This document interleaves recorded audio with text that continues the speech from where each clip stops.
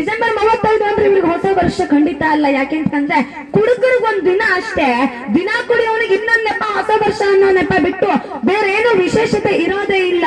ಆದ್ರೆ ಹಿಂದೂಗಳಲ್ಲಿ ಹಾಗಿರ್ಲಿಲ್ಲ. ಹಿಂದೂಗಳ ಹೊಸ ವರ್ಷ ಅಂತಂದ್ರೆ ಬರೀ ಮನುಷ್ಯ ಆಚರಣೆ ಮಾಡ್ತಿರ್ಲಿಲ್ಲ. ಹಿಂದೂಗಳ ಹೊಸ ವರ್ಷವನ್ನ ಗಿಡ, ಮರ, ಪ್ರಾಣಿ, ಪಕ್ಷಿ ಎಲ್ಲ ಜೀವ ಸಂಕುಲಗಳು ಕೂಡ ಆಚರಣೆ ಮಾಡ್ತಾ ಇದ್ವು. ಗಿಡಗಳು ತನ್ನ ಹಳೆಯ ಎಲೆಗಳನ್ನ ಉದುರಿಸಿ ಹೊಸ ಹೂವು, ಹೊಸ ಚಿಗುರಿನ ಜೊತೆ ಹೊಸ ಯುಗಕ್ಕೆ ಅಂತ ತಯಾರಾಗ್ತಾ ಇದ್ವು. ಅದನ್ನು ನಾವು ಯುಗದ ಆದಿ, ಯುಗಾದಿ ಅಂದ್ರೆ ಹೊಸ ವರ್ಷ ಅಂತ ಕರಿತಿದ್ವಿ. ಬಂಧುಗಳೇ, ಹಿಂದೂಗಳ ಹೊಸ ವರ್ಷ ಇವತ್ತು ನಿನ್ನೆಯಿಂದ ಪ್ರಾರಂಭ ಆಗಿದ್ದಲ್ಲ.